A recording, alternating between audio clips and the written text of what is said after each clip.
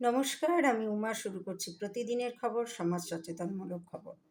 কতদিন আগে মৃত্যু হয়েছে ওই ব্যক্তি? লেক টাউনের যশোর রোডের উপরে দোতলা বাড়ি থেকে উদ্ধার হওয়া কঙ্কালটি পরীক্ষা করে এই প্রশ্নেরই উত্তর খুঁজছে বিধাননগর কমিশনারেটের পুলিশ। কিভাবে মৃত্যু হয়েছে তা জানতে অপেক্ষা করা হচ্ছে কঙ্কালের ময়না তদন্তের রিপোর্টে। আজ বুধবার ওই বাড়িতে ফরেনসিক দলের পর্যবেক্ষণ করতে যাওয়ার কথা। পুলিশের অনুমান, কোভিডকালে মৃত্যু হয়েছে রাজীব বড়াল নামে ওই ব্যক্তির। বয়স 40 বছর। প্রাথমিকভাবে কঙ্কালটি তার বলেই মনে করেছে পুলিশ।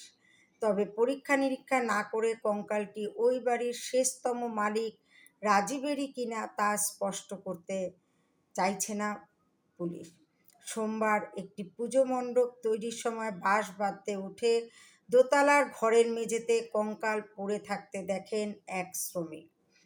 পরে পুলিশ গিয়ে দরজা ভেঙে পায়ে চটি পড়া অবস্থায় কঙ্কালটি উদ্ধার করে। তদন্তকারীরা মনে করছেন ৩-৪ বছর আগে ওই ব্যক্তির মৃত্যু হয়েছে, কারণ 4 বছর পরে কোনো কঙ্কালের হাড় ফুটো হতে থাকে। এই কঙ্কালটিরও সেই দশা।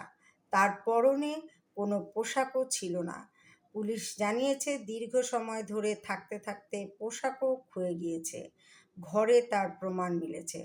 কমিশনারেট সূত্রের দাবি, মৃত্যুর পরে দেহে জন্মানো ব্যাকটেরিয়ার কারণে হাড় ছাড়া শরীরের বাকি অংশে, এমনকি পরনের পোশাকেও পচন ধরে।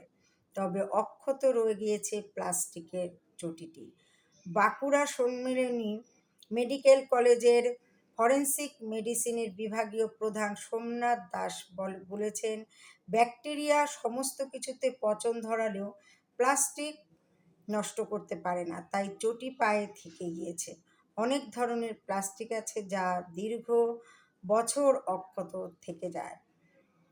এদিনও ওই বাড়ির সামনে গিয়ে দেখা গেল পুলিশ বাড়িটি বন্ধ করে দিয়েছে।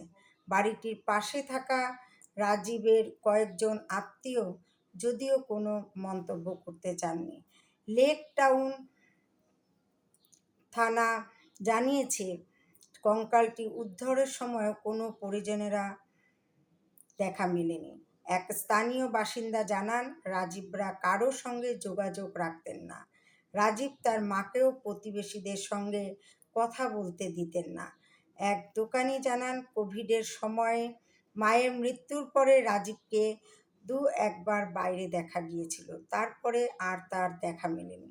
পাশেই থাকা একটি রেস্তোরাঁর মালিক বিথি ঘোষ নামে এক মহিলা জানিয়েছেন, বাড়িটি বন্ধ থাকায় অনেকের কৌতূহল ছিল, কিন্তু কেউই কোনো পদক্ষেপ নেননি।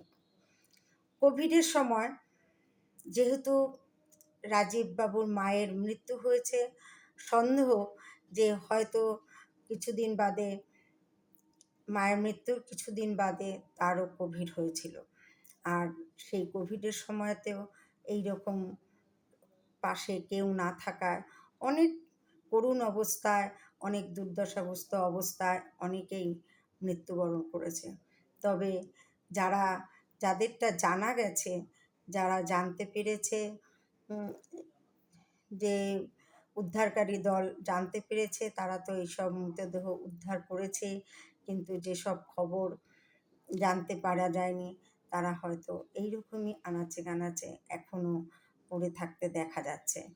তবে আজ এখনো পর্যন্ত কোভিডের কথা মনে পড়লে কিন্তু আমাদের আতঙ্ক হয়, কারণ কোভিড সত্যি ভোলার না। যেই সময়কালটা আমরা প্রত্যেকেই কাটিয়েছি, সেই সময়কালটা সত্যিই যেন আর কারোর জীবনে ফিরে না আসে। তা এই প্রত্যাশা রেখেই আজ এই প্রতিবেদনটি এখানেই রাখছি। তবে এই ধরনের প্রতিবেদন সত্যি আমাদেরকে মনে দুঃখ দেয়, কারণ নিশ্চয়ই কোনো করুণ অবস্থায়, দুর্দশা অবস্থায় রাজীববাবুরও মৃত্যু হয়েছে।